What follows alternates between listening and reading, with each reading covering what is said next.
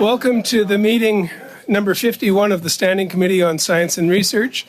Today's meeting is taking place in a hybrid format pursuant to the House Order of June 23, 2022. Members are attending in person in the room, and we do have a member on Zoom as well. Just a few comments for the benefits of the witnesses, and thank you to the witnesses for getting teed up. I'll recognize you by name before speaking. If you're participating on the video conference, just click on your microphone icon to activate your mic.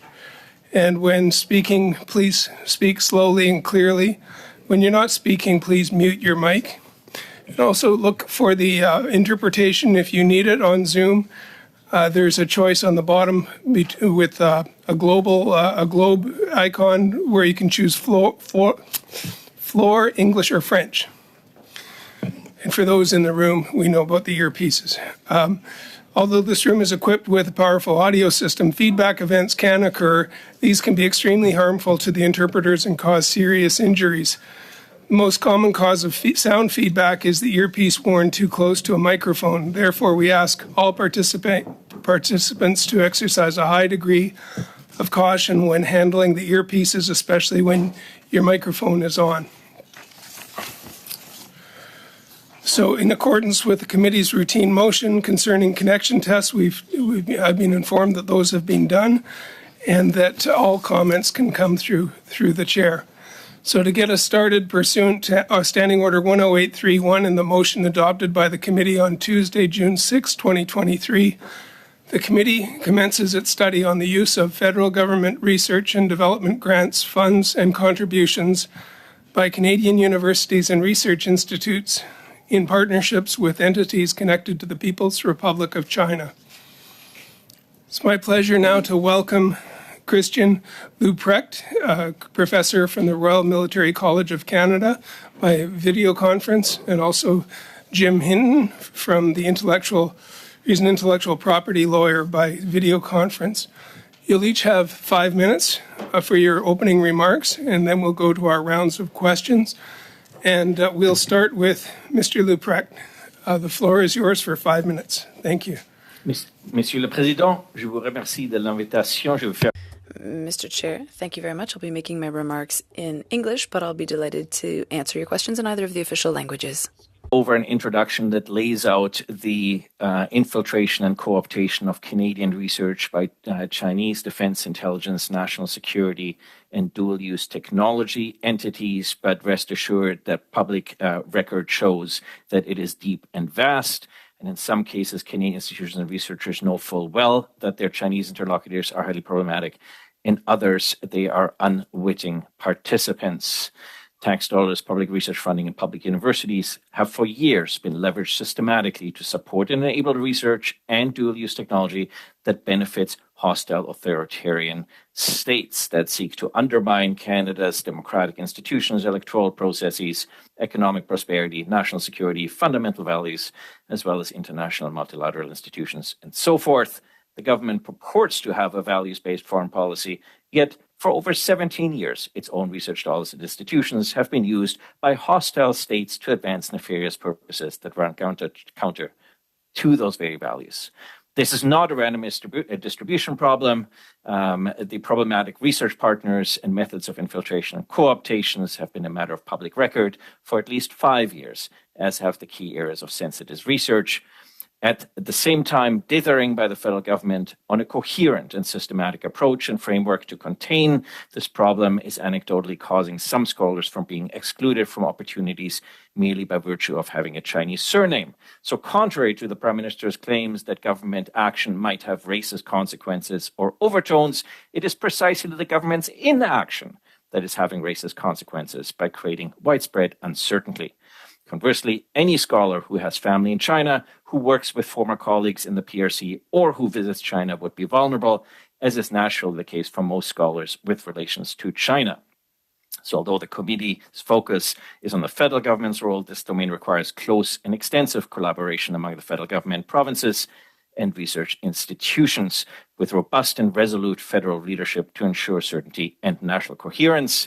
To this end, the federal government must not succumb to the temptation to take the easy way out by taking a narrow approach This would be a serious mistake. Only a consequential approach to research security will be effective and meaningful. 1, sensitive research areas. The government needs to flag high-risk research areas, notably in areas that could give rise to dual-use technology. Conspicuously absent from the motion that informs the committee's set of hearings, for instance, is computing or advanced materials manufacturing and critical minerals, which would capture research on electric vehicles. 2, country agnostic. Once sensitive research areas have been identified, the approach should be country agnostic and encompass not just China, but hostile authoritarian regimes more broadly, including Russia and Iran. Listed entities. 3, the government must muster the courage to list problematic entities, which includes about 200 Chinese institutions and companies, but also entities in Russia and Iran, for instance. Researchers must have clarity which affiliations are problematic. 4, identifying sensitive research areas, problematic countries, and actual entities shifts some of the burden for research security to the researcher, who should be required to certify in good faith that either none of these apply to the PI and application, or if they do, be required to submit a comprehensive research security plan that explains in detail the risks and mitigation strategies. An inadequate research plan should be grounds for rejection.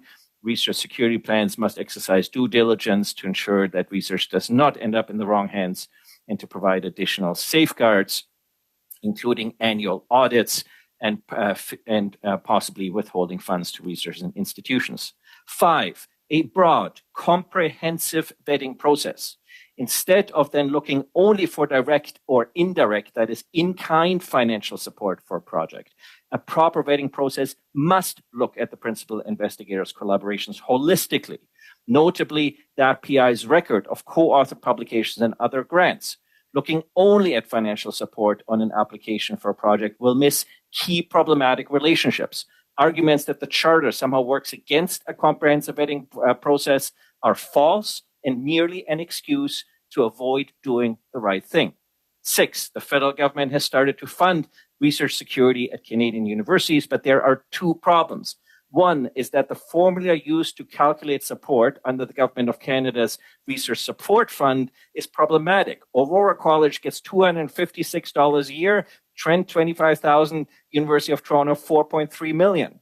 This is insufficient funding for Trent to hire research officers on the one hand, but way too much money for the University of Toronto. Second, that effort looks largely performative.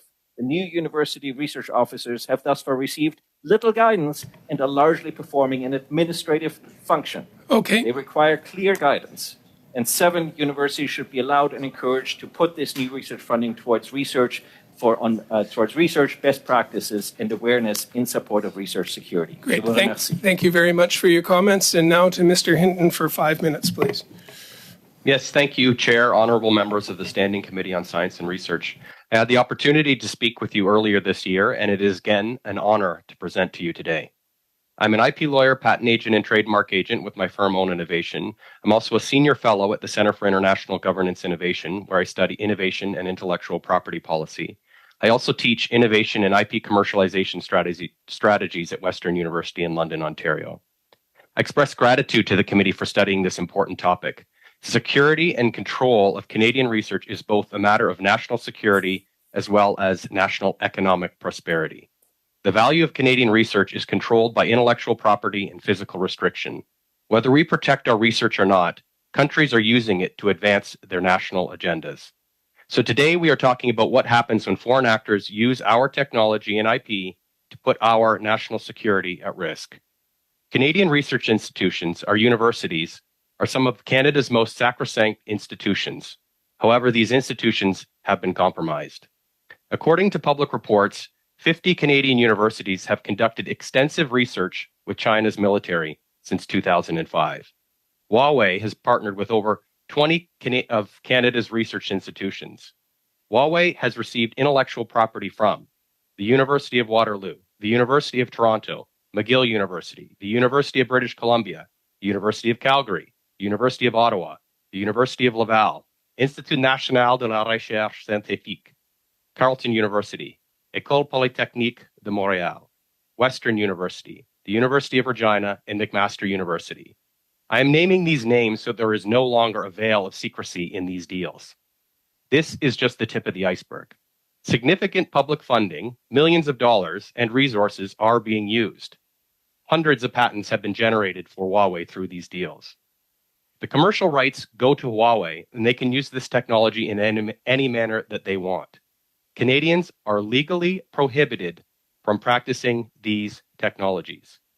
These are not one-off instances. This is a systematic exfiltration of Canadian publicly funded assets to an organization that now isn't even allowed in Canada's telecommunication systems. The federal government, through programs like the National Science and Engineering Research Council of Canada, NSERC, have not only been complicit in these arrangements, but they have been incentivizing this behavior. While there has been a recent shift in the approach because of the increasing public outcry, it has been entirely reactionary. NSERC has been funding Huawei research projects since at least 2010. And despite some changes, Canadian universities and researchers can still work with Huawei. They may just no longer be incentivized to do so. I propose the following recommendations modeled from global best practices from the United States and Australia and other jurisdictions. Transparency. We need to know who is working with Canadian research institutions and how much they have been benefiting. We really don't know the extent of the relationship or its impacts. We also need to know what this technology has been used for, particularly for dual-use technologies that may have commercial uses as well as nefarious purposes. Universities receiving public funding must track and report the flow of research and development efforts with annual and concrete disclosure, including how much and who they are working with. Proactive and not reactive policy.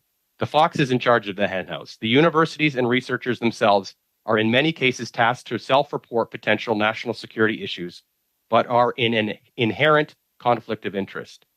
So we must properly resource and incentivize universities to work with Canada's intelligence community to be up to date on the latest intelligence and understand challenges to proactively manage relationships for Canadian benefit. And consider legislation like Australia has adopted to review and, if necessary, cancel international agreements made by universities.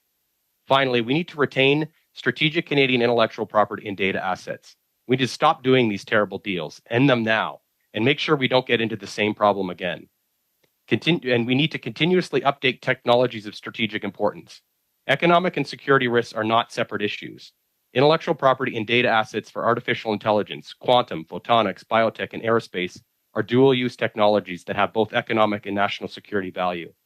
Any assessment of risk and net benefit needs to include both these, the economic value and security risks. China sees our universities as strategic IP generators for their military and firms, but it's not just China, it's the Americans, but it may also be Russia or Iran. The federal government needs to take control of the situation, ensure that publicly funded intellectual property and data assets benefit Canadians, not foreign militaries. Thank you, and I look forward to the discussion. Thank you, and right on time with your comments. Thanks to both witnesses. Now we'll go into the 6-minute round of questions, starting with Mr. Masier. The floor is yours. Thank you, Chair. Thank you to the witnesses for being here today. Mr. Hinton, thank you for being here today again. I expect we're going to hear about the 2021 National Security Guidelines for Research Partnerships and the Minister's 2023 announcement on funding research partnerships during this study.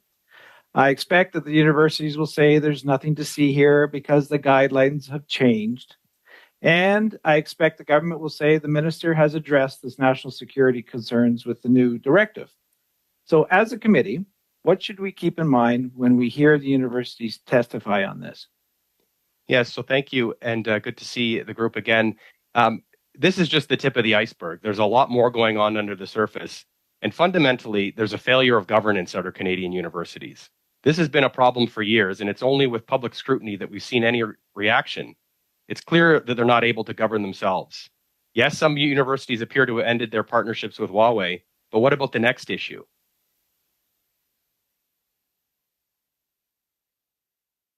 Can you expand a bit on that? What potentially, what is, you made some comments around that, like foxes under the hen house, is there really something like is lurking underneath? You talked about transparency and secrecy as well. Is there something there that we should be kind of asking some particular questions on? Yep. Fundamentally, I would be asking who the universities have been partnering with, and to what extent, and where this technology has gone, and who's been the beneficiaries of that, and really importantly, have these technologies been used for nefarious purposes? We don't know the extent of what or where this has gone. It's all confidential. We've seen media reports on what's happened, but it's only because there has been media reports. Back in 2018, the Globe and Mail reported on this issue, and it's only mounting sort of public pressure where there's been reorientation. That means that the universities themselves are complicit in this funneling of IP to Huawei. They get a little bit of money. They're happy about it, but it's clear to me that it's only after they've been sort of put under the public microscope that they've been able, or have had the wherewithal to be able to sort of remove themselves from such a bad situation. We can't trust them to make sure that this doesn't happen again. Huawei's one example, but again, there's Russia, there's Iran, there's all these other and other Chinese state actors. We really don't know. And the 50 universities, that's a lot of Canadian universities that are working or that have worked with the Chinese military researchers. That's extensive. And this is really only the tip of the iceberg that we've seen publicly. The universities themselves know this information and have not been sharing this information. Okay, thank you. Some researchers have claimed that scrutinizing national security threats of research funding is a threat to academic freedom. So what do you say to this argument? Yeah, I teach at Western. I know academic freedom well. And academic freedom requires an environment of enabled autonomy with researchers are free from undue external influence. State military actors are undue influencers. Whether academics like to admit it or not, there are limitations what can and should be done under the name of academic freedom. Just like a researcher is not permitted to falsify research or plagiarize, they should not be able to aid and abet foreign military actors at the risk of Canada's national security. Okay, and do you believe universities are capable of screening national security threats before engaging in research partnerships? And if not, why? Yeah, I don't think that universities are capable of screening national security issues. They're not resourced. They don't have the wherewithal, and they're not experts. They have experts in photonics and quantum computing that graduate up through the ranks and become administrators of these institutions, but they're not experts on national security. And we even saw from the University of Waterloo issuing guidelines to researchers to slow down or advise them that they don't have to work with CSIS, but we should be collaborating. We should be working together, and the universities themselves benefit. They take a little bit of money and then they do whatever they want. Yes, there are new rules, some additional scrutiny, but it doesn't correct the dereliction of their duty and to the public interest in the past. They've made a mistake and they continue to make a mistake, and it hasn't corrected, and I wouldn't trust them to correct it themselves. So some clear direction by either Parliament, I guess, or CSIS, or I guess there needs to be more done. Some clear direction needs to be given to the universities by all means. Yes, absolutely. And this study would probably go a long way in starting that path down forward, I guess. Mr. Lubrec, I have one question. You mentioned something about 5 years ago that this issue seemed to be accelerating since about 5 years ago. What was the key thing that happened that all of a sudden this became a huge issue in our research community? We have 20 seconds. Aside from the known malfeasance by Chinese intelligence actors with regards to institutions such as the complete data exfiltration of Australian National University, we also had the very comprehensive report by the Australian Strategic Policy Institute, which was the first report to flag these problematic collaborations, in which at the time, out of 2,500 problematic collaborations over 10 years, flagged 300 of them in Canada, and in particular, 3 Canadian universities were in the global top 10 of these problematic collaborations. Thank you. If we can get the rest in writing would be terrific. Thank you. And over to Mr. Souza for 6 minutes, please. Thank you, Mr. Chair, and thank you to the gentlemen for your presentations. You know, this committee has been formed with a priority to try to protect IP, the sovereignty issue of Canada's presence with respect to technology, as well as national security. And there's a shared concern that we all have to ensure that our Canadian innovators are protected and that we retain some of that IP and monetization and scaling of that technology here in Canada. So we all have a sense of wary as to some foreign entities being involved, notwithstanding some of the academic excellence and independence that's required in the scientific community for international engagement. But we want to make certain that Canada is protected throughout. And certainly we see Russia and China and some of their institutions excelling in certain applications. We want to take advantage of that as well. But we want to protect Canada. We want to protect our businesses, our economy throughout. And I appreciate Mr. Hinton, you talking about some of the concerns of compromise and certainly some of the developments that has occurred since long before 5 years prior. This has been going on for some time. So my question to Mr. Hinton is this: do you believe that the Trudeau government was correct in their move to ban Huawei in Canada? Yeah, I'll leave the question of banning Huawei to the national security experts. But from the information that I have, that makes a lot of sense. And banning Huawei from the communications infrastructure was one thing, and then waiting a period of time and a significant amount of time to then turn to Canadian universities and say, wait, there's more to what's going on here, and this is really just through the front door. There's a lot of other things happening in the background that aren't happening through. Yeah, it's a good point. And I also recognize that some of the jurisdictional constraints between the federal government and the provincial government in regards to the universities and supporting some of the policies and engagements by the university are done by the provinces. Mr. Luprecht, in March of this year, you testified in the Parliamentary Committee that recent unclassified versions of CSIS annual reports repeatedly warned that the state capture and elite capture of Canadian political, business, financial, educational, and societal elites and institutions. So you waived a concern. And can I ask, how recently would you say this threat has been present in Canada? Well, I would say that we are recently aware of public debate about a certain individual whose report became quite prominent, who has had at least a dozen trips to China, who's referred to as a major Chinese university as that individual's second home, and some of whose children have studied in China.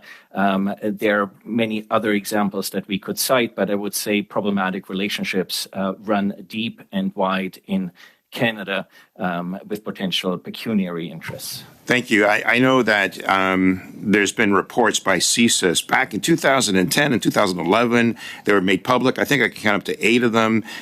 Then showing concern to the previous government, and Harper in particular, who was in retention of some of these activities, being cautioned not to engage and not to provide some of the support that's being provided to the universities today. And I cite one report that talks about the mass majority of foreign investment in Canada is carried out in an open and transparent manner, but certain state-owned enterprises and private firms with close ties to their home governments have pursued opaque agendas or received clandestine intelligence support for their pursuits here. And this is from the 2010-2011 CSIS public report. The following year, Harper signed a deal with Huawei to participate in major Canadian telecommunication projects. Now, that hardly seems like it's a recent threat. It's fair to say, then, that the economic espionage has been a threat for well over 10 years. And some unclassified versions of these reports are sent directly to the PM before tabling in Parliament. So it is fair to say that then PM Harper would have known of the security risks and proceeded anyway. So my question still is, we know that these threats, and we've taken some steps to try to unwind them, and your cautionary tale is important here. Both of you are critically important to ensure that we proceed appropriately and effectively. So would you agree that this has been going on for some time, long before this government? Well, yes, but I would also say that since in 2017, we had a qualitative and quantitative paradigm shift in the aggressive posture by China and the systematic leveraging of technology to undermine our way of life in a way that now poses an existential threat to Canada in the way we did not have before. And I would say the current government has been rather slow at picking up on this paradigmatic shift.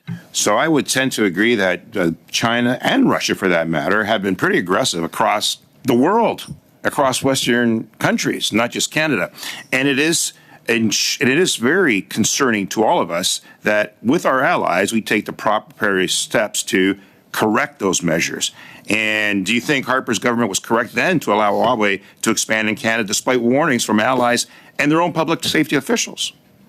Well, I would say that since 2015, we've seen significant changes in Australia, in particular when it comes to foreign funding, including a foreign agent registry that requires universities to report such funding. And we've seen aggressive measures by the U.S. administration, including the arrest of at least one very prominent professor for apparently having misidentified his relations. So that is to say, two of our key allies, in particular in Australia and the United States, have been much faster out of the starting blocks and much more aggressive than the current federal government. Well, I appreciate those comments, and I also appreciate the fact that Canada took some major steps with Huawei. As you know, that was very public for a number of years. Thank you. With the retention of the president. Thank you, Great. Mr. Thank you Chair. both. And now to Monsieur Blanchet-Jocat for 6 minutes. 6 minutes. Mr. Blanchet-Jocat, thank you, witnesses. Thank you for being with us for this important study. First, I'd like to talk to Mr. Leprecht. First of all, I'd like to share with you my surprise. In your speech, your opening speech was only in English. You even said in French that you were going to speak only in English. As far as I know, you are representative of a bilingual military college, and that means the two official languages of the country, French and English. So I hope that in the future you'll be able to speak in both official languages of Canada, English and French. The bell's ringing. I'd like to see if we could have unanimous consent to finish with the last two 6-minute rounds, which will take us to about 11:45. The votes are going to be just after 12. Is that okay around the room? I've got thumbs up. Great, thank you. Sorry to interrupt. D'accord, merci, Monsieur le Président. Écoutez. Thank you, Mr. Chair. I'll continue. So I'll come back to the study, but I do hope that you'll take into account my comment. Now, Mr. Chair, as you know, we're talking about Chinese interference in our institutions. Mr. Leprecht, the interim report between Canada and China that was tabled in the chamber talks about 5 areas: artificial intelligence, quantic theory, biopharmaceuticals, and a few others. In your opinion, are there any other areas that are at risk, and should we pay special attention to them? Yes, thank you for your questions and your concern around the official languages. Other members of the bloc have talked about my bilingualism. I am from an immigrant family, and I only had 3 days' notice for this testimony before the committee. And since I have a very busy schedule, I didn't have a lot of time to prepare something. So next time, if you can give me a little more notice, I will be able to speak in both official languages. But I appreciate your comments, and for a long time, I have been a strong promoter of the official languages in our federal institutions, such as where I teach. As for the 5 fields, well, when I spoke, I mentioned some. In particular, everything that has to do with computing. Well, computing should not involve cooperation with problematic countries, because all research that is done in this area could serve others who are not in line with our national interests. And as I also mentioned, any research that is connected to electric vehicles is also very important in my opinion, and are excluded from this report. And this has to do with critical resources and manufacturing and advanced manufacturing. Mr. Leprec, as for other Western countries, how would you say Canada does compared to them when it comes to research and development? This is a problematic issue. There are critical countries who are much farther ahead than us: Australia, the United States, United Kingdom, France. Germany is having a similar debate to us, but we are in a situation where we have a very diversified society. We are at high risk of vulnerability, and so our researchers, well, they have to compare countries and the vulnerability of these countries and their networks of critical allies. And Canada is a very specific target of China. And Germany might be in a similar position. It's more able to protect itself, though, compared to Canada. In terms of positioning, if we compare with the G7 or G20 countries, would you say that Canada is doing more or less than comparable countries? I would say that since the government took 7 years to ban Huawei from the telecommunications sector,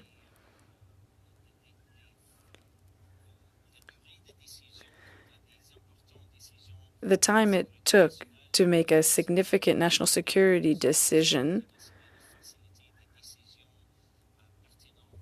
and the fact that it took so long and it's a relevant issue, this means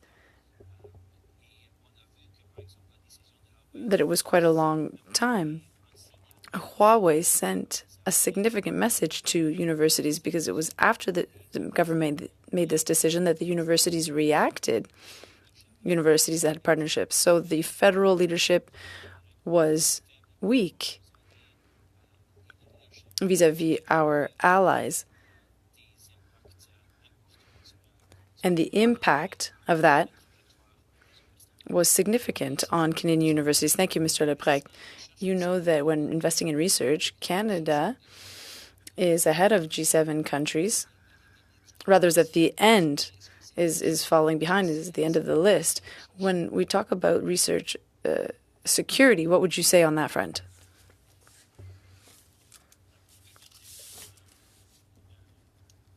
The problem. We're over time. Les investissements et Excuse me, I'm going to have to ask for that in writing because we are over time. On prend une réponse écrite, Monsieur Leprec. Merci beaucoup. We'll take your answer in writing, Mr. Leprec. Thank you. Hannings, please, for 6 minutes.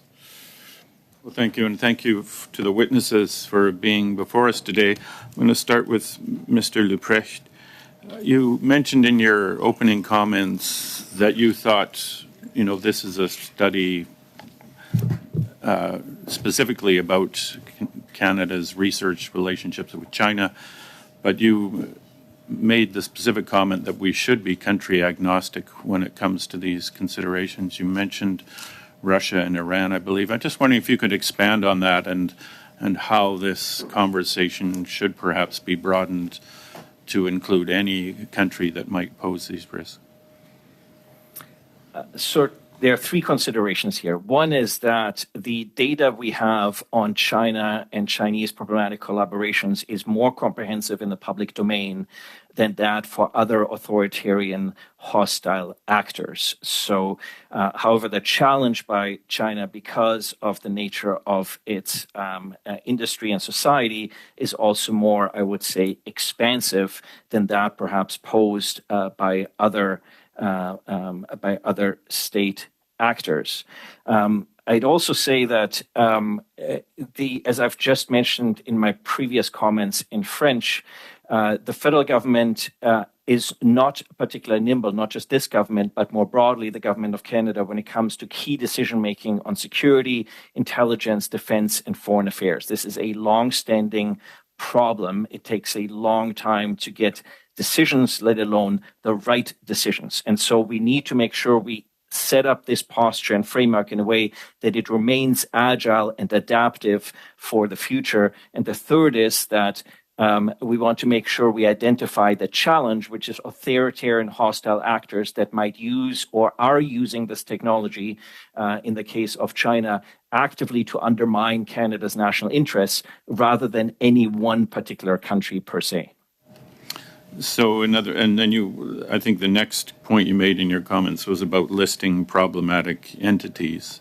You would, I assume, therefore, want to see problematic entities anywhere in the world listed in this context? Yes, so I would say that I somewhat perhaps take a different approach than Mr. Hinton, which is that universities can do a significant amount of the legwork if they are told what the sensitive research areas are, what the potentially problematic countries are, and if they're told specific entities and actors which they should be avoiding collaboration. This won't give us full domain awareness, but it allows universities to do a reasonably initial comprehensive vetting process, because we want to make sure researchers don't even submit applications that could be problematic. We don't want to rely on the federal government's and other entities' vetting processes. We want to ultimately generate a framework where most of these problematic relationships can be identified and self-policed by the universities themselves. And that would include your comments on, certifying a research security plan or something like that. I'm just wondering if you could expand on that. What would that entail? What would a researcher have to do to get through those hoops properly? So there are two problems here. One is researchers that have in the past had collaborations as co-authors, for instance, that would today be construed problematic. So how do we get them to atone for their sins of the past? The other is that there may still be reasonable grounds on which to have research collaborations with certain problematic actors, for instance, that might be on the one hand in climate change technology, but on the other hand in intelligence or military technology in terms of the dual use components. Computing is a good example. And so for those, the researcher should be allowed to submit a research security plan that demonstrates appropriate risk mitigation measures, because we can't just tell a researcher, because you work with a problematic Chinese researcher entity in the past, you can never get any research funding again for the area in which you've specialized, or you can never work with those actors again. We should leave it up to the researcher to demonstrate that those collaborations do not pose a risk to the way Canada has articulated its red lines when it comes to its national interests and its security interests. How much time do I have? A little bit more. A minute. Okay, I'll turn to Mr. Hinton, and just with your comment in response to a question you had about how researchers who are working with problematic foreign actors, Chinese companies like Huawei, have their ability to speak and do research somehow constrained by those agreements. Wouldn't you say that happens whenever a researcher, say, gets funding from any commercial interest, whether it's an oil company or a chemical company or whatever, that constrains almost automatically what that researcher does, the questions they ask, what they say about the results of their research. They'll be basically self-censoring their own research. Wouldn't you say that's a broader problem than just, these perhaps security issues we're dealing with? Very briefly, that's over a minute. Yeah, it's not only, it is a broader problem, and it also is a specific problem. And making sure that Canadian university and researchers are working for the net benefit of the country is very important, as well as the specific issues when the technologies can be used in harmful ways. Great, thank you. Thank you both, and thank you for coming on short notice, as Mr. Leprecht has mentioned, and thank you for providing the testimonies that you've given us for this study. Point of order. And if you do have more information that you can submit by writing, that would be great. I'm going, if I can just outline where we're at in the committee. because the votes are ringing, or the bells are ringing. 17 minutes. 17 minutes. Let's go to that round. We have to get our other witnesses in, which will be about 25 after, which will give us about 40 minutes of their time to keep the studies balanced. And then we have a motion that we have to do the budget. We have to go into in-camera, which is also going to take some conversion time to do the drafting instructions. So I think it's, at this point, we'll suspend until after the votes. And then, Point of order, Mr. Chair. Mays, okay, yes, point of order. We have 15 minutes right now. We're filibustering so that we don't get more answers from the witnesses here I today. don't think it's a filibuster. If it's 16 minutes, we have 60 minutes. What are we going to do from now until the vote then? Do we have unanimous consent to go around another round of questions? Ms. Diab? Well, this one was scheduled for 45 minutes. It's exactly Yeah. 45 minutes. I would suggest, We started late, again, though. people can agree, you can get the witnesses ready for the second round so that we don't waste that one as well. Yeah, I think, Because we're going to have to stop 5 minutes before, the bells are anyway. yeah.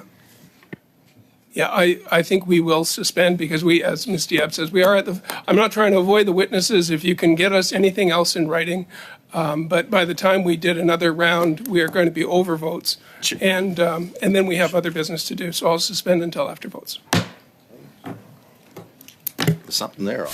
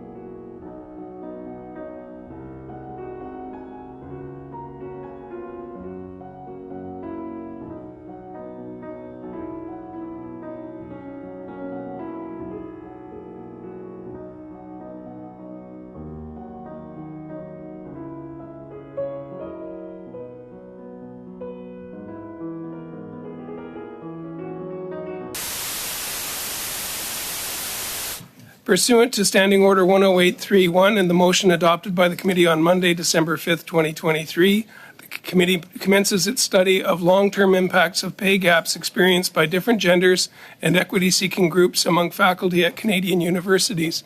It's now my pleasure to welcome, as an individual, Alexa Daddario, PhD student, and also online we have joining us Ivy Bourgeot, University of Ottawa Research Chair in Gender Diversity and Professions. You'll each have 5 minutes to give us your opening comments, and starting with Ms. Daddario. I hope I'm pronouncing that. Mr. Chair, sorry to interrupt. Don't we have to, aren't the rules that we have to wait 10 minutes after a vote? If, I don't know where Maxime is, but if he went to the House to vote, we're supposed to allow 10 minutes. Okay, thanks. I'm sorry, I don't know where he is. I'm just. Okay, thanks, I've been Mr. caught with Cannings. this other time. Maybe.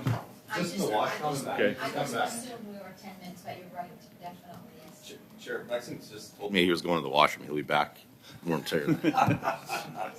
He's right that we do. I'm just trying to uphold the rules here.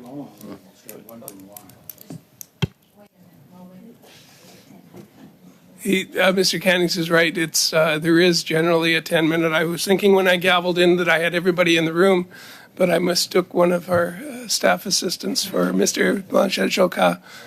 I only saw the back of his head.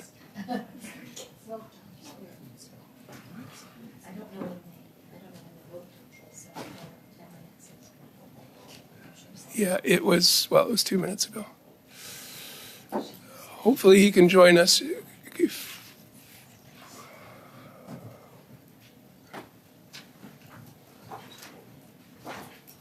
There he is.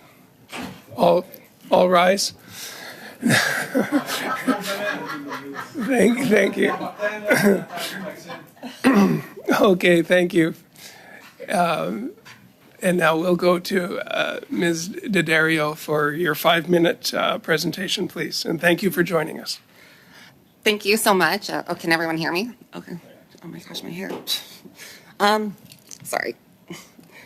I have to read off my phone. I apologize. My notes fell out of my purse, but I do have them on my phone. So, good afternoon, Honorable Chair, Honorable Vice Chair, and members of the committee. Keep it well away from the microphone is all, please. Okay. Yeah, thank you. I want to thank you for having me as a witness to the House of Commons Standing Committee on Science and Research as part of a panel on the view of long-term impacts of pay gaps experienced by different genders and equity-seeking groups among faculty at Canadian universities. I've been in post-secondary education at a number of Canadian universities since 2010, with only very brief periods of no enrollment. Shortly after beginning my studies, I became aware of pay gaps experienced by different genders and equity-seeking groups among faculty at Canadian universities. Since beginning my studies, it has become a popular discussion point regarding gender equality in Canada, with many people having strong feelings one way or another. Indeed, it is a complex topic, with many different factors influencing the outcome. And everyone will have a different idea of why and such discrepancies manifest or conversely don't. Both the United Nations and the Government of Canada recognize gender equality as a Sustainable Development Goal 5. Indeed, according to the Government of Canada website, gender equality is not only a fundamental human right, but a necessary foundation for a peaceful, prosperous, and sustainable world. This Sustainable Development Goal addresses the reality that despite progress, gender inequality persists. Women and girls often face multiple and intersecting forms of discrimination, additionally compounded due to factors based on race, ethnicity, geography, income, education, religion, language, sexual orientation, gender identity, age, disability, migrant or refugee status. The United Nations Development Program website states, ending all discrimination against women and girls is not only a basic human right, it's crucial for a sustainable future. It's proven that empowering women and girls helps economic growth and development. There has been extensive research on this topic in just Canada alone. Marcy Penner is an associate professor of psychology at King's University College, affiliated with Western University, and Tracy Smith-Carey is an associate professor and Canada Research Chair, Tier 2, in advancing the UN Sustainable Development Goals at Royal Roads University. Both Smith and Carey and Penner were part of a study in 2021, quantifying the gender wage gap as well as pension gaps in Canadian post-secondary institutions, and the impact of the course of the career and retirement, which is published in the Canadian Journal of Higher Education. Using King College as a case study, the findings of the study reveal the presence of a gender wage and pension gap. Female employees earned lower wages compared to their male counterparts, even when factors like job positions and qualifications were considered.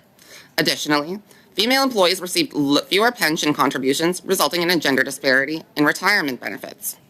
In a subsequent article for the University Affairs, Penner and Smith-Carey are right. The gender pay gap for faculty in Canadian universities is significant and persistent. Women professors earn on average 10% or $10,500 per year less than men for the same work, citing both the Canadian Association of University Teachers in 2018 Equity Report and Statistics Canada's number and salaries of full-time teaching staff at Canadian universities. According to the authors, these gaps are compounded in Indigenous, racialized, and 2S LGBTQ+ faculty. Race was not only a variable provided in available Statistics Canada data, and pay equity legislation did not address wage gaps faced by Indigenous, racialized, and 2S LGBTQ+ faculty.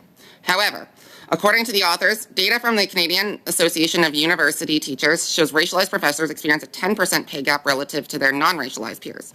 Racialized women professors in particular experience greater pay inequality, given that the gender pay gap for racialized women and professors is double that of non-racialized women counterparts. It follows that racialized women professors face larger lifetime salary and pension gaps than our calculation for women professors overall. The study highlights that gender wage gap is not solely a matter of unequal pay for equal work, but is influenced by the broader factors such as occupational segregation and differences in job positions and opportunities. It also points to the importance of considering pension benefits as part of the overall gender gap in compensation. The results of the study appear to be echoed in every other study I looked at. According to a study by Karen E.A. Burns et al., published in PLOS Medicine, in 2019, gender disparity existed overall in grant and personal award success roles, especially for grants directed at selected research committees. Over a 15-year period, the findings of the study revealed significant gender differences in funding rates based on research content areas. Female researchers face lower success rates compared to their male counterparts in certain content areas. These disparities were not only explained by factors such as career stage or research productivity, indicating the presence of gender bias in the grant and personal award funding process. The study highlights the need for addressing gender disparities in research funding within specific content areas. It underscores the importance of creating a more equitable and inclusive funding environment that provides equal opportunities for researchers of all genders, regardless of their chosen field of study. Okay, thank you. We're at the 5 minutes. It goes quickly, I know, but you can submit anything in writing, or you could make that part of the answers to questions. And now we'll turn over for 5 minutes to Ms. Bourgeot from the University of Ottawa. Thank you so much, Mr. Chair, members, for the invitation to speak on this issue of critical importance. My name, as you know, is Ivy Bourgeot. I'm speaking to you as the University of Ottawa Research Chair in Gender, Diversity, and the Professions. I have been in academia uninterrupted since 1985 as a student and 1998 as a faculty member. I have written on gender inequity in academia in national and international journals, and I have provided testimony on gender-based pay gaps to the Ontario Human Rights Tribunal in the case of health professions where women predominate. Let me state plainly that there exists a gender pay gap among Canadian faculty. This is a fact both within and across faculty, and data show that the gap is widening among all faculty ranks. A 2019 article by Bomami and colleagues measured gender pay gaps in Ontario public post-secondary education sector from 1996 to 2016 using the public sector salary disclosure data, so everybody over 100,000. They found gaps widening among all faculty ranks. Men were paid on average 2.14% and 5.26% more than women faculty for all university teaching staff and deans, respectively. And keep in mind that these are only data covering those above 100,000. So these trends are muted in that case. Using a robust methodology which tries to tease apart the different factors that are independently related to compensation, the majority of the gap can be attributed to factors that can be, quote unquote, explained. This includes rank, department, years at rank, and whether someone is a research chair. It is important to stress that each of these independent factors are in and of themselves influenced by gender and other forms of inequity. For example, fewer women are promoted or take longer to be promoted into higher ranks. This is something that we call the sticky floor hypothesis. Fewer women are observed in higher paid disciplines, schools, or faculties. And finally, there's robust research to show that women are less likely to hold prestigious research chair positions. So other reasons to explain this gap include what is called a pipeline issue. Simply put, this argues that women have not yet reached the ranks of academia in sufficient proportion for the gender pay gap to lessen. And Momami and colleagues' analysis refutes this. Women's years of experience in academia do not mitigate against observed pay gaps. Labor productivity is another argument, which says that women's lack of career progression could be justified if she is less productive or less experienced than her colleagues. And as you know, productivity in academia is measured by research grants and publications. Less attention is paid to teaching, supervision, and service work. Women are more likely to be assigned to more onerous academic service work, what we call academic housework. And women are also likely to supervise other women students who are looking for same gender mentors, who are more likely to take leaves during their studies for parental reasons, affecting their productivity as students as well as their of your supervisors. We also have to take into consideration the impact of the pandemic. It has become clear that the pandemic holds important implications for gendered inequalities in a variety of realms, including academia. He's working from home while I'm at home trying to work is an apt descriptor. Martucci and others used to describe how women faculty were more likely to take on the childcare activities during lockdown, significantly affecting their productivity, especially in terms of publication and research grants, which are the key reasons for promotion and tenure. Another descriptor is the disappearing research agendas of mother scholars in academia during the COVID-19 pandemic. Being more likely to teach, women faculty spent more time in the shift to online teaching, even before the pandemic, but also during. Women faculty were more likely to be approached by students with mental health concerns, which compounded during the pandemic, adding significantly to their emotional labors, and these impacts have legacy effects. What about the other forms of inequity? And this is much more challenging because we lack data in the Canadian context. Where these data do exist, it points to greater inequities for Black, Indigenous, and women of color in academia, and especially around the emotional care labor, around inequities that rose up during the wake of the Black Lives Matter movement and the discovery of over 10,000 graves around residential schools. Moreover, compensation should be seen as more than just salary. It can take a variety of forms, such as release time, research funding, size of office, time to tenure and promotion, and workloads. And there's very little systemic data collection on these factors, all of which are inequitably distributed along gender and other lines. Pay gap studies typically take a narrow view of compensation with a focus on salary differentials, and even those with that narrow focus often do not reflect on the long-term implications in terms of pensions, and that is significant and compounded every single year. So I hope that I've made the case for how action is needed now, and action of a structural nature. This is not about fixing women and diverse genders and faculty of diverse background. Great. Baker and colleagues this year made a case for pay transparency. Thank you. Promotion transparency is another facilitator, and I'm happy to speak to other factors. Thank you. Terrific. Thank you very much. And we're going to start off with Mr. Soroka. I understand you're sharing some time with Mr. Tucker as well. I'll start with Mr. Tucker. Okay. Thank you, Chair, and thank you to our witnesses. We'll have some questions for you here shortly from my colleagues. I just wanted to comment on this study and every study that this committee has looked at since this committee was established. It comes down to lack of money and control. For the most part, that is every study is how do we close the gap in this study, and it's going to take money. And what we had here today, earlier in committee, we had an hour allotted to look at the Beijing influencer at our universities, and it was cut short. The study was started late because apparently the Liberals do not want to study this or find answers to Beijing's influence in our institutions. We are talking about billions of taxpayers' dollars that is getting funneled into research and IP that leaves the country and goes to Beijing. And that is the control they have of our IP, and those dollars that we waste on this research could be addressing all of the different issues that we've studied at this committee. And for us to drag our feet because there's some in the Liberal Party that do not want to hear these answers to the questions is a travesty. And over the summer, we will be asking the opposition parties to hopefully support that this study continue throughout the summer, because these answers impact everything that this committee does. And I believe what we will find is that there's a pattern of looking the other way with dollars leaving our country that will make Canadians weaker and Beijing stronger because of the misuse of taxpayers' dollars at our institutions to support Beijing's interests. So with that, I will turn the floor over to Gerald to carry on this study, but do look forward to a summer of meetings at the Summer Science Committee. You have about 4 minutes left. Thank you. Okay. Thank you, Mr. Chair, and thank you to the witnesses for coming today.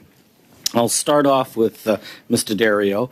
I guess one of my biggest concerns with this study is the fact that universities always talk about how inclusive they are, how they're equal and opportunist, but yet that's not what we're finding out, and we've only started this. Could you give us examples of what you have either witnessed or you have experienced yourself in the gender biased? Absolutely. Thank you for your question. You know, that's absolutely true, is that especially these days, and since my time as starting as a student, there's been more and more talk about equity, diversity, inclusion as being important with regards to allocation of funding, positions, promotions, etc. And certainly you don't really, where it counts, see it reflected. I think most people I go to school with would probably agree with that. One of the biggest things, and Dr. Bourgeot kind of brought on it too, was that I've definitely experienced, is that women tend to they tend to perform like more like mentoring activities, less. Our success in academia comes down a lot into paper publications. That is weighted so heavily, and less so other ways that we service the department and service the faculty as a whole. So something like that is a very big thing that needs to, I think, be addressed. Like that, put greater weight towards those which are very important roles, and less on this publish or perish culture, which is so perpetuated all the time. I hope that answers the question. Okay, thank you for that. I'll also speak on the fact that you had mentioned about granting, that even granting, and Ms. Bourgeot as well spoke on that. So I'll ask both of you, I'll start off with Mr. Dario, that if you're a female, you don't get as much granting, or you have to do certain types of granting, situations where you're more as a chaperone almost to some degree, it sounds like. Could you give me experiences, what you've dealt with that, both of you, please? I'll start off with Dario. Yeah, so I haven't, it's hard for me to say if I've experienced that necessarily myself, but certainly one study I looked at found that when all things being equal, at least like similar funding applications, men were more likely to receive the funding than their female counterparts, and it was a significant difference, a significant discrepancy. Ms. Bourgeot as well, please. Yes, thank you for the question. It's a very important one. So I think if you look across the pipeline, doctoral fellows, postdoctoral fellows, new investigators who are women are less likely to get grants. And it is required for you to get success at those early stages in order to get success later. That in part is based on sort of the gender distribution amongst discipline. Women are more likely to be in the social sciences. The Social Sciences and Humanities Research Council of Canada gets less money than the Natural Sciences and Engineering Research Council and the Canadian Institutes of Health Research. There's a lot of data that has been gathered to show that women are in the peer review process, are penalized. Their grants are more likely to be smaller, and they're more likely to be of shorter duration, which is very difficult to sustain careers and sustain research teams, which helps your productivity. So yes, there are systemic challenges across the board. So would you say then the universities would go and claim that it's because of the social sciences side? Is that the reason why? Or how do you think they would try to defend that? About 30 seconds. So this is a complex phenomena, and there's a variety of different influences. What happens at universities has an impact. What happens in the high councils also has an impact. Everybody has a role to play. Some of that will cost money, but a lot of the interventions that I could speak to later are more policy oriented and do not cost money. It's about leveling the playing field. Great. Thank you very much. And now for 6 minutes to Mr. Collins. Thanks, Mr. Chair, and thanks for the witnesses for your attendance here this afternoon. Ms. Bourgeot, I'll start with you in terms of the pandemic. I didn't think we'd hear any information or testimony related to the pandemic through this study, so I'm glad you raised it.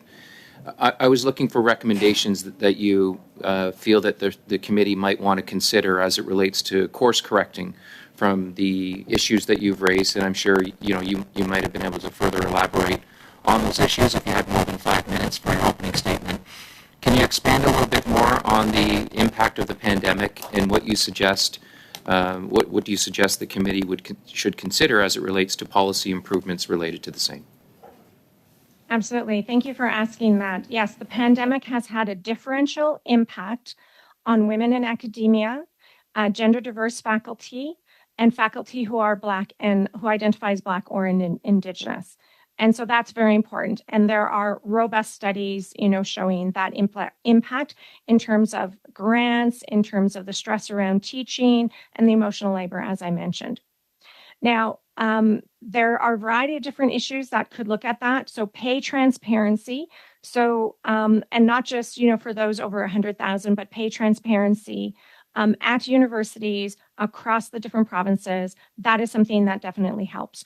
Promotion transparency in terms of what are what does it take to gain promotion?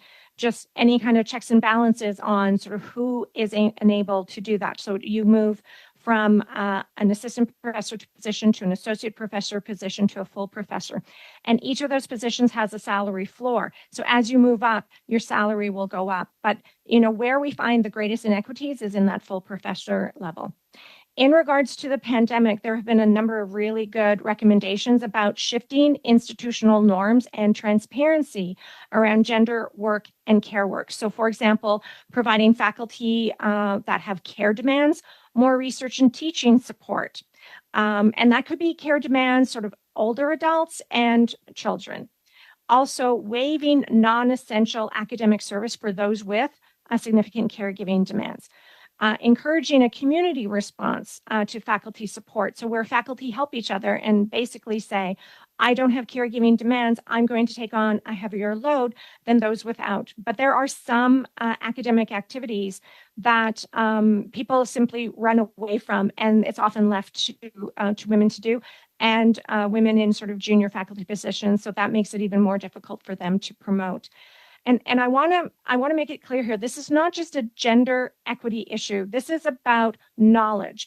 Women academics and folks from diverse backgrounds, they ask different research questions. They undertake research in a different way. And there is literally undiscovered countries of knowledge that we don't enable by having this inequity. And so diversity in science makes better science. And so I think that we should really think about this as what we want in terms of that knowledge. So I'll pass it back. Thank you. Well, thanks for those answers. EDI training has become almost the new norm over the last number of years, and we would hope to yield some results as it relates to closing the gap on many of the issues that you've raised and Ms. Daddario has mentioned here today. With some of the long-term trend information that you've provided and the other witnesses provided, I think, we would probably all agree that we have a long ways to go in terms of closing the gap. What role then does training play in all of this as it relates to policy and making inroads, whether it's with colleges and universities, the private sector, the three levels of government that are all grappling with these issues? What recommendations do you have around training, whether it's EDI training or otherwise? I'm so glad you asked that question, because I think a lot of people feel that if we just have some training, we'll fix this. Now, it depends how training is integrated. If it's sort of a one-off, it doesn't have the impact. And in some cases, it can have a negative impact because the people who have undertaken the EDI training say, I'm done. I'm fully versed in equity, diversity, and inclusion. We have to understand that we have been socialized into many of these ideas, especially around care work, from our birth, right? And so that is all of the stuff that we need to unpack. So I think we need to reach back into high schools, in universities for undergraduate, in graduates training, and all across. So we need a multiple intervention strategy that includes training, but much more transparency and accountability, so that when decisions are made about what is the starting salary, and there's also really good data to show there's like where you get on the salary grid affects how you proceed across the salary grid. And there's really good data to show that women are less likely to get higher salaries, even if they ask for it, even if they, as they say, lean in. So again, this is not about fixing women, it's about fixing the structural system. And we can do that at a variety of different levels with a variety of different interventions. 40 seconds. Thank you for that. Last question, and I have less than a minute now. I always like to compare us to what the provinces are doing. There's a lot of overlap with many of the services that we provide. Could you provide some comment in terms of what provinces have made inroads and the policies they've adopted to achieve those gains? Well, and I think if you look at Ontario in terms of the salary sector transparency, that is something that could be adopted. And I think that the federal government can work in partnership with the provinces to figure out where are the promising practices and how do we spread and scale those? There have been provinces that have really tried to implement across universities rather than every university have to undertake a pay equity study. I think that would be another good thing to do. Great. Thank you very much. Monsieur Blanchet-Jonca. Mr. Blanchet-Jonca. Thank you, Mr. Chair. I'd like to acknowledge the witnesses who are with us for this study. Mr. Chair, my first questions are for Ms. Bourgeot. Mr. Chair, I don't have any doubt, like others of this like other members here, that there are concerns around pay equity among Canadians and Quebecers.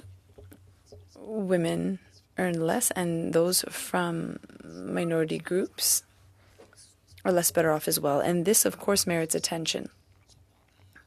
However, there is an elephant in the room that can't be ignored, and that is that the pay for professors is something that is managed internally at universities, and that's protected by an important principle, which is the university independence principle. I'm concerned by this study, which leads the government to oversee or overview the decisions made by universities. Now, something like this could become a slippery slope very quickly. They're supposed to be, universities are a place of development of ideas and, free from political interference, so that researchers can create knowledge in all fields of study, and that's necessary for a society to evolve. So I'd like to have your opinion. How do you see that the principles of university independence can live in harmony with what's being proposed? How would the government intervene, given university independence, to focus on equality and equity? Who's the question for? Pour Evelyne Bourgeot. It's for Ms. Bourgeot. Great. Thank you. Thank you so much for that. I'm going to start with the last comment that you made and go backwards from that. You say to create knowledge in all fields. Well, I've made a case that we are not creating a level playing field to create knowledge in all sectors. Women do ask questions differently. Black scholars ask questions differently. So there are areas there is not a level playing field. So if you want to start on the premise that we need to create knowledge in all fields, then we need to create equity across those different boundaries. Yes, university independence is a factor, as you note, but the university is not completely independent. It is regulated both from a provincial territorial level, and because universities receive federal funds, it has to comply with employment equity. And so these are the ways in which there are constraints on university independence. We receive public funds from the provinces and territories. We receive funds from students in terms of fees. We receive funds from the federal government vis-a-vis the tri-council agencies. And so for those reasons, there has to be accountability to equity as a principle. Merci beaucoup des précisions. Donc, si je vous... Thank you very much. So if I understand correctly, the way that the federal government should intervene is in places where money is being granted. So in the areas of research, and you mentioned through the 3 granting organizations. So concretely, today we understand the situation. There is equity issues. How can the federal government intervene with its public policies and its programs to restore real equity? Yeah, you raise some very important questions. I think it is through the research funds. There are other ways that universities receive federal funding support. In some cases, that's directly from different government departments, Employment and Social Development Canada, Women and Gender Equality. So a variety of different government departments, as well as through the tri-council agencies, which is somewhat arm's length from federal government, but they are still federal funds.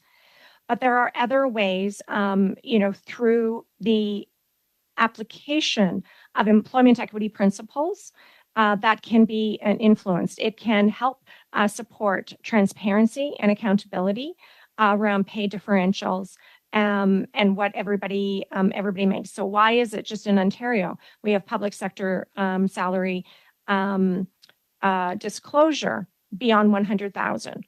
Why don't we have that widely? And then there would be, the data would make it very clear that there needs to be accountability with these inequity issues. Merci. Donc, si on revient là, sur ce que peut... Thank you. So if we get back to what the federal government can do, what do you recommend? What program would you suggest changing? What recommendations would you make so that eventually a certain act could be changed if necessary? In what way can the federal government really act on this when we talk about pay gaps in universities? Well, to a certain extent, it's not that we need a new act. We need to enforce the legislation that is already there. And so that could be done with a little bit more energy and enthusiasm, on behalf of those who are not in a position of inequity. And, showing by example, is always another good way in terms of equity across the public service and how that can be applied in the university sector. So those would be some examples. Enforcing the legislation that you have and really sort of following the money and having transparency with how that money is funneled and the inequity and how it's being transferred. Okay, thank you very much. Richard Cannings for the next 6 minutes, please.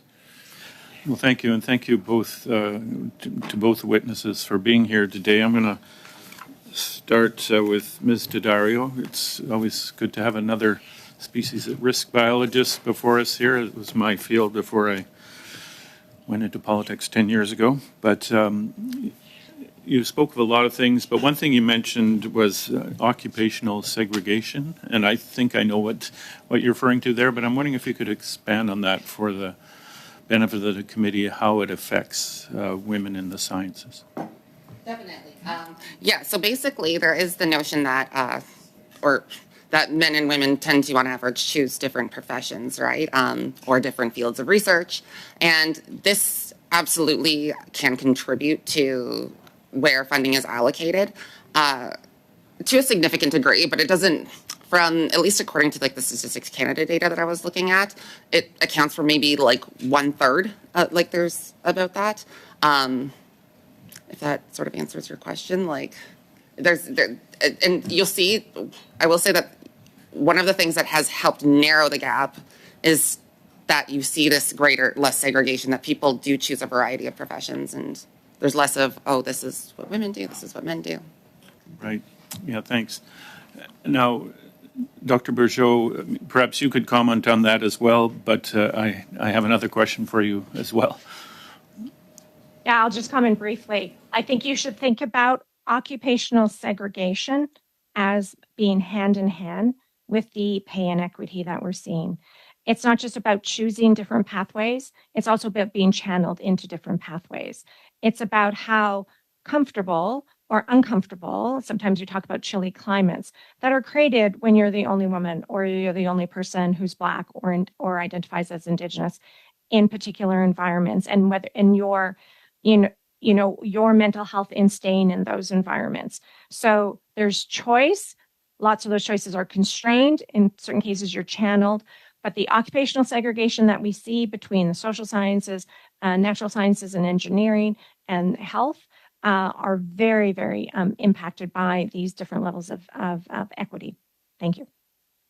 Right, and Ms. Daddario brought up in questioning about the situation where, we think of universities as places of learning where, young people go to gain knowledge, to go on to their careers. And yet, as Ms. Daddario pointed out, universities put a lot of emphasis on research rather than teaching.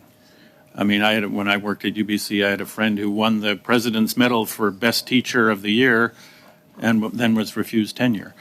So I'm just wondering if you could comment on that, and then maybe also, because I may be running short of time, talk about what you mean by academic housework and how that comes into this conversation. You're doing fine. 2.5 minutes. Yeah. So doing undergraduate teaching, doing like really large classes, having to manage a number of TAs, doing counseling of undergraduate students about, where do they want to go, that type of academic mentorship. That is what we call sort of academic housework, right? And that is disproportionately placed on women faculty and junior faculty. And so those are places that male faculty have often been mentored and encouraged to avoid like the plague. And so you see a disproportionate care work within academic environments, specifically on teaching. And yes, we should be places, that not only do research and generate knowledge, but we should bring students involved around that. And, that takes time and energy because students come and they're energetic, but they don't know about a certain thing. And you have to ramp them up. And once you ramp them up, they go off to someplace else. So that affects, productivity. So teaching, supervision, all of those types of things. Sometimes you can get an incredible student if they're here with you for long enough that it can improve your productivity. But if you have many students and they're typically at an undergraduate level, that is a lot more work in terms of sustaining. So I hope I answered your question. Okay, and if I have 1 minute left. Okay, I just want to get to this pipeline issue. I used to work in biology and the life sciences, and this was back in the 90s, and there was a substantial number of women, students in that pipeline, I guess you could call it. Then some classes I taught were almost entirely women. And, so perhaps it's a little bit like the light of the social sciences there or medicine. Just wondering where we are in that pipeline issue in those different parts of STEM. I think it's really important to think of a different analogy to use than a pipeline, because pipeline gives you the sense that people are just dropping out because of gravity. And in some cases they're actively pushed out. In the cases of engineering and medicine, there are reports, we haven't done them here in Canada, but in the United States, high degrees of harassment, gender-based harassment, including sexual harassment. So women are pushed out. The harassers stay. The women students move, and that's incredibly compounded for faculty who are Black or Indigenous. So things like the sticky floor, things about the glass ceiling, the glass steeplechase. These are much more apt analogies than the pipeline. And so okay. Thank you. Thank you very much for covering all that ground. And thank you to both our witnesses, to Alexander Daddario and also to Dr. Bourgeot for your testimony. Very rich in details. And if there is more that you'd like to submit, please do that in writing to our clerk, and we'll get that over to the analysts. Next item I'd like to get to is I know that Mr. Blanchet-Choquin has a bit of a time pressure, is to pass the budget on the study for the federal research connected to the People's Republic of China. Important to pass this so we can get witnesses. As of yesterday, we had no witnesses yesterday morning, but thank you to the clerk for doing some tremendous work to stick handle and get us a couple of witnesses that were excellent in the first panel. Could we approve this budget so that we can continue? Yes, around. Everybody's good?